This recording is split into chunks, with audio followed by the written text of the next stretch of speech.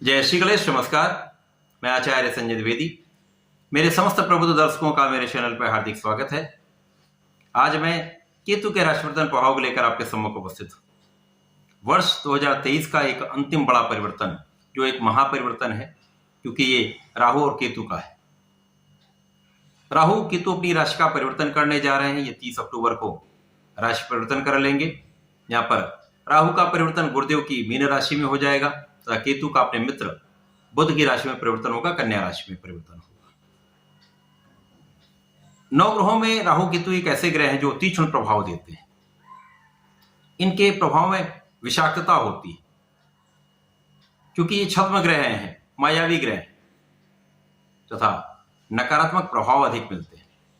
यद्यपि राहु केतु की ये ऐसा कहा गया है, शास्त्रों में ऐसा वर्णित है कि अच्छे भाव में होकर, अच्छी स्थिति में होकर ये रंग से राजा बनाने में देरी नहीं करते, अति शीघ्र धनवान बना देते, सामर्थ्यवान बना देते, क्षमतावान बना देते, बहुत बड़ा कूटनीतिज्ञ, बहुत बड़ा इंडस्ट्रियलिस्ट, बहुत बड़ा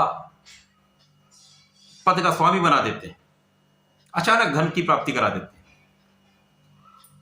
राहु केतु का जो परिवर्तन हो रहा है वो अलग अलग राशियों के लिए अलग अलग भाव में बनेगा, अलग अलग स्थानों में बनेगा, उसी के अनुसार ही परिणाम की प्राप्ति हो। आज मैं कन्या राशि के लिए जहां पर केतु का परिवर्तन होने वाला है, किस प्रकार का परिणाम प्राप्त होने वाला है, संपूर्ण विश्लेषण मैं पूर्ण तर्क के साथ करने जा रहा हूं। अब चूंकि कन्या राशि बुध की उच्च राशि है, यहां पर बुध तथा केतु का संबंध मित्रवत है। राहु का यहां पर मित्रवत संबंध बुध के साथ होता है, तो कहीं ना कहीं लग्न में होकर भी ये अपना मूल स्वभाव तो नहीं छोड़ेंगे, परंतु कुछ अच्छे प्रभाव देने वाले, अच्छे लाभ देने वाले। लग्न में जब केतु होंगे तो यहां पर कुछ मानसिक क्लेश अवश्य बढ़ेगा, शारीरिक कष्ट अवश्य बढ़ते हैं, परंतु यहां पर आपके ज्ञान में वृद्धि हो जाती है। आपके अंदर ऐसी क्षमता आ जाती है जिससे के कारण आप किसी प्रकार से अपने कार्य बनवाने में सक्षम हो जाते हैं। कूटनीति का भाव बहुत प्रबल हो जाता है। जो लोग राजनीति में हैं, जो लोग राजनीतिक क्षेत्र में अपना करियर बनाना चाहते हैं, उनके लिए अत्यंत श्रेष्ठ प्रभाव देने वाला। अब क्योंकि ये बुध की राशि में जो बुद्धि के कारक हैं, तो यहां पर सोच विचार कर आपको निर्णय लेना चाहिए, क्योंकि यहां पर जड़ दोष का भी प्रभाव मिलेगा।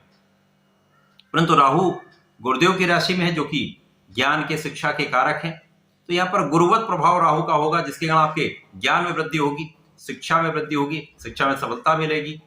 साथ ही साथ यहां पर आप प्रभावी रहेंगे, परंतु समय समय पर आपके साथ अपयश का योग भी बनता रहता है।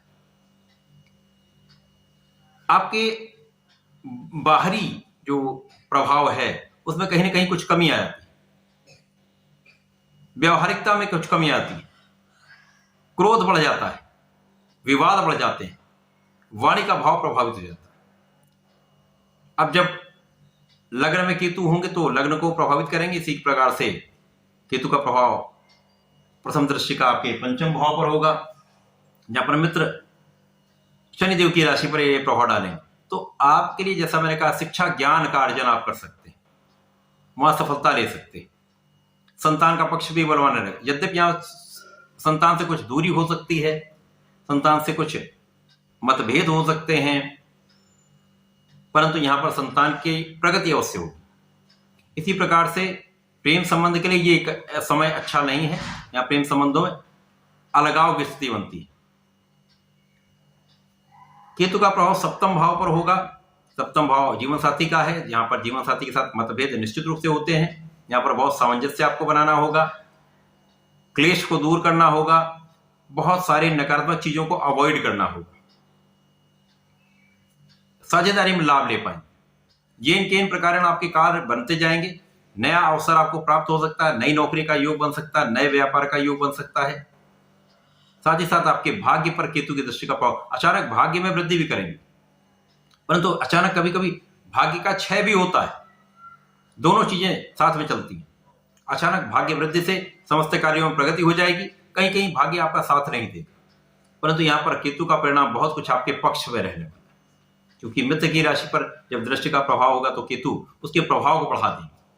जब जब शुक्र पीड़ित होंगे, क्योंकि शुक्र का परिवर्तन प्रत्येक माह में होता है, जब जब शुक्र पीड़ित होंगे तब तक ये भाग्य का साथ नहीं मिल पाएगा।